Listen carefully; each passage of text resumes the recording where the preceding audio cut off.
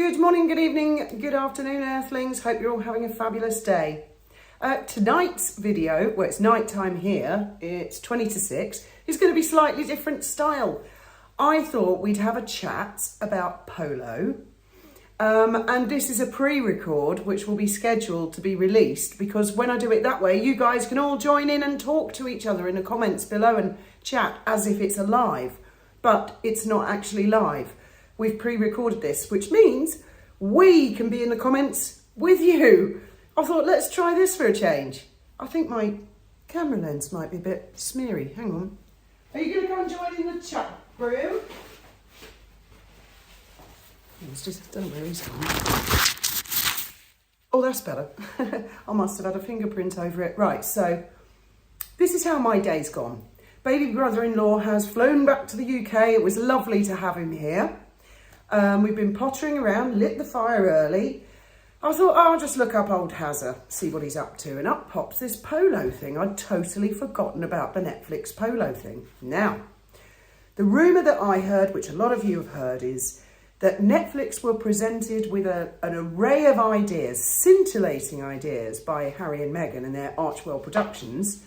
And Netflix curled their nose up at pretty much everything and went, if we really got to do anything, we'll go for the Polo and Cooking with Megsy. Which, I don't know what's happening with that. Maybe it's been delayed, maybe it will come out. I don't know. That is going to be pure comedy gold. Fucking trust me. Believe me. I'm holding my breath for that one. Meanwhile, Polo. Well, I can't say I've watched it all because I haven't. Graham and I got through 30 painful minutes of the first episode.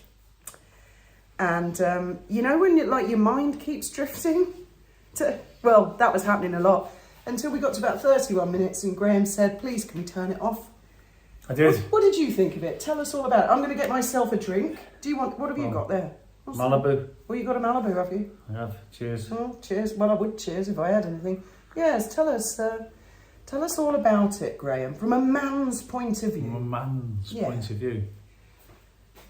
Well, it seems to me that Polo is a game for hoorah Henrys.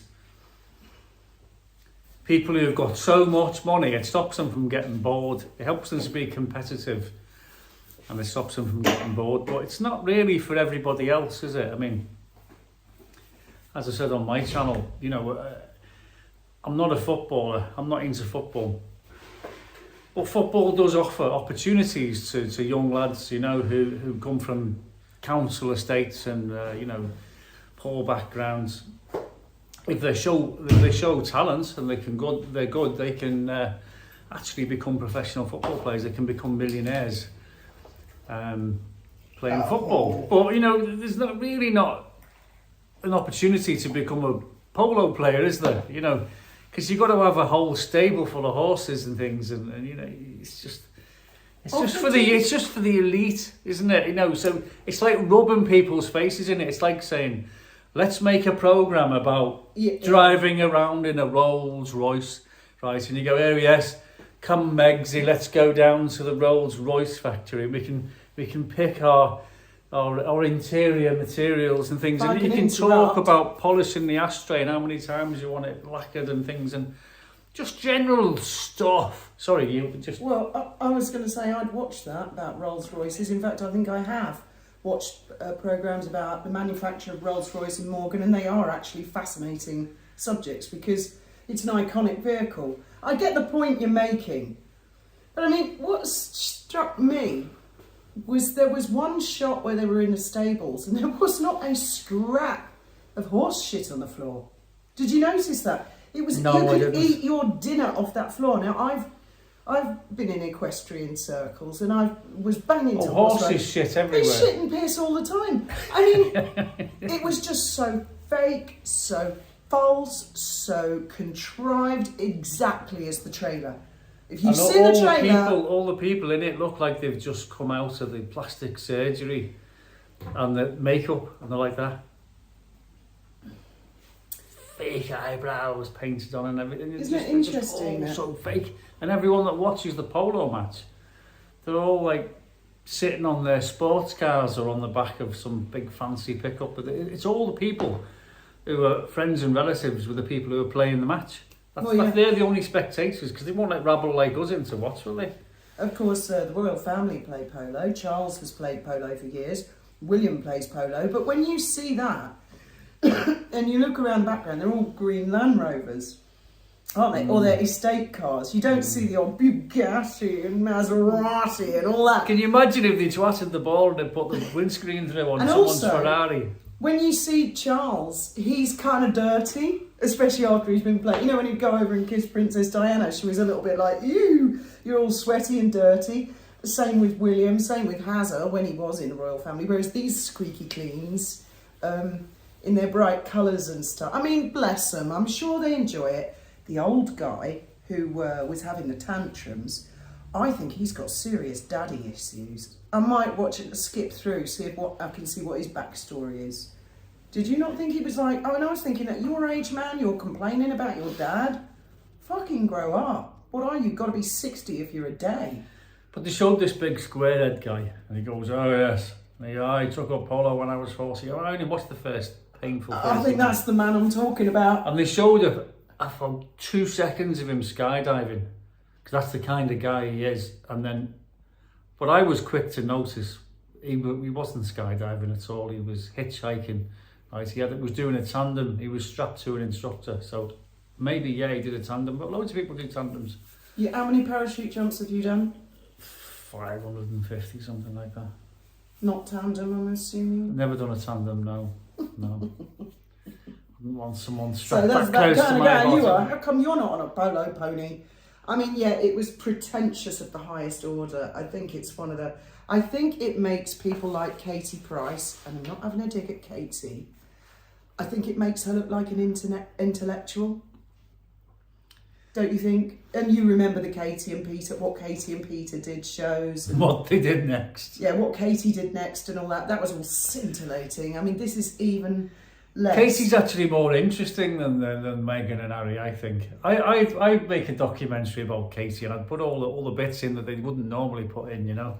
Because I bet she's a right laugh, because she's always getting I was drunk, just using her as an example, but I mean, it's done very much in the style of these housewife type shows. The same music, kind of a Spanishy tango music. Cut. I'm more beautiful, more famous, I'm more rich. I mean, yeah, you're right. Talk about rubbing people's noses in it. You don't want your nose rubbed in it, do you? You know what I mean? All right, I'm not fabulously rich. I'm not even rich. I'm not even like well off. I'm just poor. Oh, yeah, go watch me. Watch me. I'll rub your face in it. Look how rich I am. I wouldn't be seen dead drinking that awful champagne that you're drinking. Oh, God, no. I wouldn't touch anything for less than 10 grand a bottle. You know, you think... Yeah, almost as if the people who made it live in a bubble and don't ever look outside it and they're not in touch with reality at all. Who made this show again? Archibald. It was an Archibald production. It come up at the beginning. Archibald Productions. Hasn't got a fucking clue. Not a. When they support charities, William's out there helping the homeless, trying to bring highlights. William's out there doing the Earth Shot. King Charles is out there supporting charities. Prince's Trust, which has been very successful. All members of the royal family, they're desperately trying to shed light. Meghan and Harry, perfect opportunity. What the fuck? A load of huff-buff, hot air and nothing again. The royal family don't... I mean, they are fabulously rich. I'm not trying to get away from that. But they don't rub it in your face, do they? No. They don't rub it in your face and go, you know, look at me in my free Bentley that I inherited from the Queen and she got it for free. Oh, I think it was the lineup. Because she's the Queen and things and, you know... Yeah. It was the lineup of the Maseratis and Lamborghinis and stuff. That was just shocking. The programme we did in LA with his mate, the fat one. James Corden. And he come up in the bus and he goes, where's the Range Rover? I thought everybody had a Range Rover. Yeah, I don't carry money, I'm royal. Yeah, it does. And he wasn't even in it. He was in it I saw him for literally 5 seconds. I didn't time it, but I mean, I'm just from my memory. Of what little he was in it for about 5 seconds going, ha, ha, ha, Polo, ha. You know, Netflix shows, like we were talking about this the other night with Netflix, when you're looking for something to watch, you've never seen it before, With Netflix, you've got to watch an hour, by which time you've decided this isn't for me. It's Netflix productions are so slow. But I said to her halfway through what we did watch, so let's say 15 minutes in, I said to her, well, how many players are there in the team? Oh, yeah. And she went, I don't know. Anyway, I'm looking, and I worked out that there was 4, because I only saw numbers 1 to 4. And you could only see a few horses at a time. And I thought, well, there must be about 4. Looking at it. Anyway, eventually they explained, yeah, there's 4.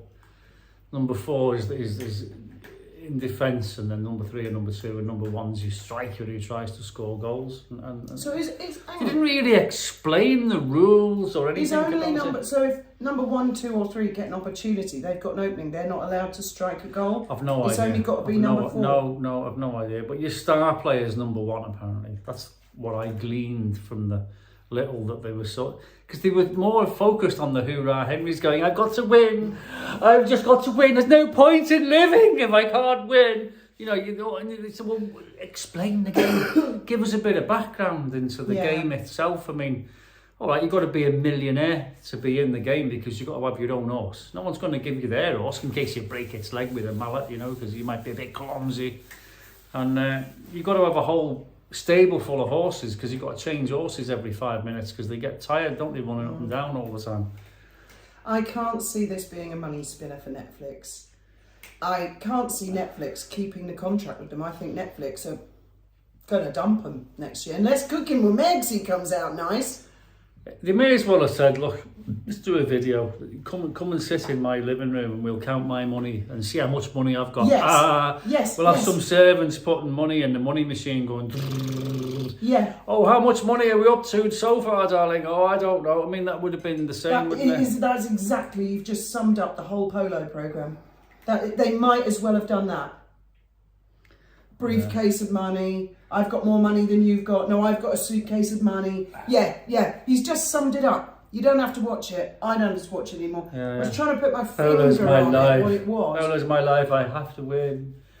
And, you know, we have to pay for this ourselves. Oh dear. Oh, dear. Anyway, Really? all these dudes who do polo, why don't they just start a fucking YouTube channel and tell people the nitty-gritty and the reality of it? Then I think people would be interested. If you had a YouTube channel, I mean, each to their own. I mean, there's things that I like that probably other people don't like. So, I mean, if you're genuinely into polo, but how many people can actually afford to play polo? And then you've got people who are into it, but they can't afford to do it. So they might go and watch. I mean, do they actually let these people in? You know, how do you get into a polo? You don't have to be rich to play polo, because I remember when we were in the UK and we took the kids for horse riding there. That was a different place to Soto. And they had polo ponies and they had a polo field. And to me, they didn't look like rich people. They were enthusiasts. But I mean, that's what I mean. If these guys really want to tell people about polo, then do it in a more nitty-gritty, like the genuine ups and downs. Not just, look at, I've just put a brown shirt on. Look at me. Orange faces, caked in makeup. You could, you know, for poor people, you could start Scouse polo, and that would involve four people and 4 people on the other team, and you have the mallet, like the croquet mallet that they use, but you wouldn't need to be as long with it because you haven't got a horse. So they just got the ball, and you can just go whack, and then you can leg it up, because you've got legs, you know what I mean? They could be running about going whack, whack. They'd probably finish at whacking each other, wouldn't they? Foul! They'd have to have a referee running up and down as well, going I think you're describing lacrosse or something. You could.